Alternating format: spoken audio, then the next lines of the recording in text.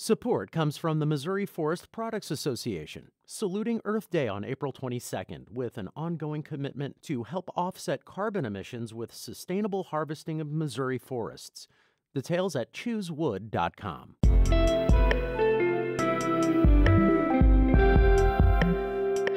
It's Friday, October 14th, and from the St. Louis Public Radio newsroom, this is The Gateway. I'm Rachel Littman, in for Wayne Pratt. Ahead on the podcast this morning, a colorful exhibition of textile sculpture at the Craft Alliance in St. Louis is fun to look at, but reflects some of the tensions of life as a trans person. A lot of this is inspired by really the experience of having a marginalized body in the world. And a lot of that is scary at times, but also very playful and also very celebratory. St. Louis Public Radio's Jeremy Goodwin speaks with artist Frankie Tone. That's coming up, but first, the news. Election Day is less than a month away, and one of the biggest decisions Missouri voters will make is the fate of a proposed constitutional amendment legalizing recreational use of marijuana. As St. Louis Public Radio's Sarah Kellogg reports, one of its opponents says while she's for legalization, she isn't supporting Amendment 3. Democratic Representative Ashley Bland Manlove was a co-sponsor of the Cannabis Freedom Act this past legislative session, but is not in favor of Amendment 3.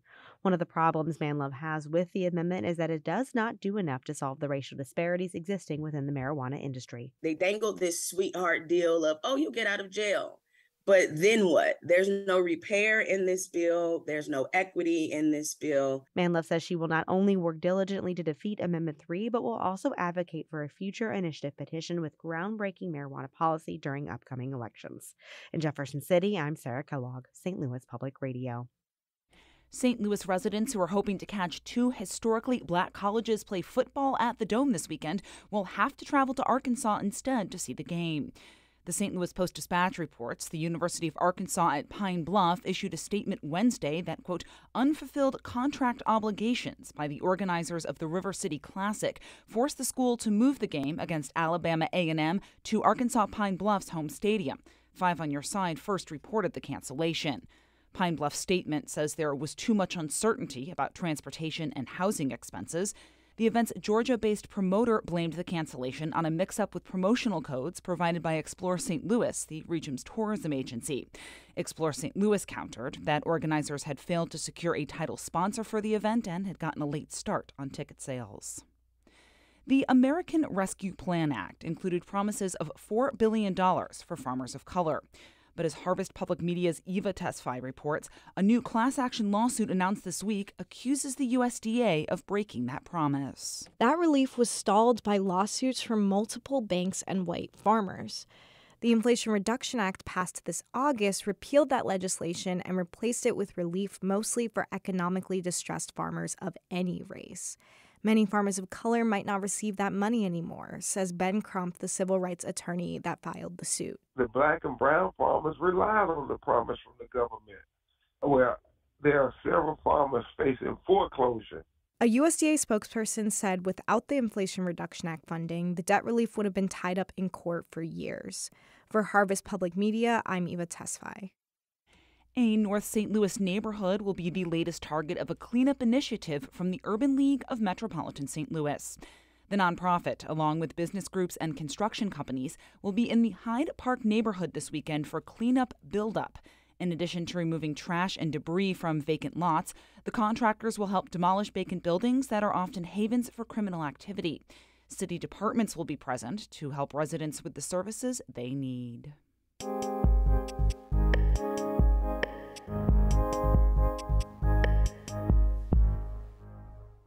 St. Louis-raised artist Frankie Tone works mostly with soft sculpture, three-dimensional artwork that they create from textiles and found objects. Tone's exhibition at the Craft Alliance in St. Louis is called Strange Familiars. It's accessible to the casual visitor, but reflects what Tone calls the joy and challenges of walking through the world as a non-binary trans person. St. Louis Public Radio's Jeremy Goodwin reports. Frankie Tone's exhibition at the Craft Alliance in St. Louis is a lot of fun to look at. When the artist shows me around the work on a recent afternoon, I have to check myself from reaching out and squeezing some of the art. Tone's colorful sculptures include several hands and lots of plants and flowers. Tone made one piece from a long duvet cover. It looks like an arm. At one end is a hand, on the other there's some hot pink fringe. Like a lot of this work, it feels fun, but a little off, like something's not quite right. It's a little bit monstrous. The fringe is sort of like where the arm could be cut off, so it's a little bit like blood, but it's also very much of like a party skirt. A lot of my work plays with that dynamic between horror and playfulness. There's a kind of a celebratory feel in some of this, but you use the word monsters too. What's that line you're walking? A lot of this is inspired by really like the experience of having a marginalized body in the world. So I am a queer, trans, non-binary person, and so a lot of this is my reflections on what it's like to move through the world in that way. And a lot of that is scary at times, but also very playful and also very celebratory. One hand dangles off the wall, offering a limp greeting. Another has fingers like tentacles crisscrossing the floor, reaching out from a rear corner as if trying to get attention or maybe sneak away. The playfulness of the colors and the materials come in, but it's a disembodied arm. It's potentially an arm that's been cut off or that is too big for the space. That tension between awkwardness or difficulty and then also lightness and playfulness, is where my interest really lies. The colors here are bright and bold. In fact, the artist describes their color scheme with a word you don't usually hear in a positive way. They say it's purposefully tacky. I love very shiny, tacky, just like obviously not natural materials. How do I put this the best way? There's something artificial about all of this. So I use things like, the painted nails on the figures or sequins or bright, shiny things. And I think there is a tackiness to that, and I embrace that. The centerpiece of the show is a 20-foot wall called the Queer Garden. It has a lot going on: flowers, weeds, a hungry rabbit, and, as I mentioned to the artist, details that suggest there's more at play here. And we see what look like two human arms coming out from the background to hold hands. It looks like they both might have painted fingernails, so it suggests maybe that's a same-sex relationship. Sure. And they're at the center of it, but sort of a little bit hidden in plain sight. Mm-hmm. Gardens in a queer history have been used for cruising and for other, social and sexual encounters in public space. So the figures are behind the bushes. Maybe they're sneaking away. Maybe they're just having a private moment within a public space. The deputy director at Craft Alliance is Jennifer Scanlon. She says the exhibition is meant to be a welcoming space and visitors will experience it in different ways. Maybe get comfortable with ideas that you hadn't thought a lot about before, or be a safe space for people who right now live in that world and want to come here and be celebrated in a beautiful, colorful, fun place.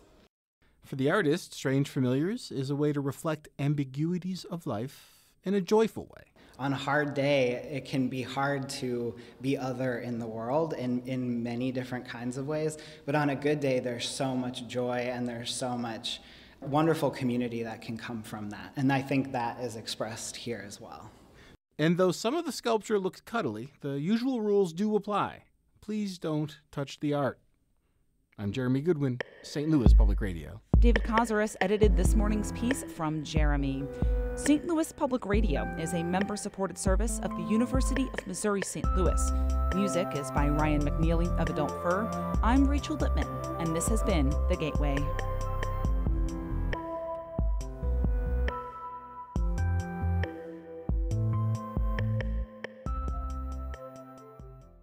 Support comes from the Missouri Forest Products Association, saluting Earth Day on April 22nd with an ongoing commitment to help offset carbon emissions with sustainable harvesting of Missouri forests.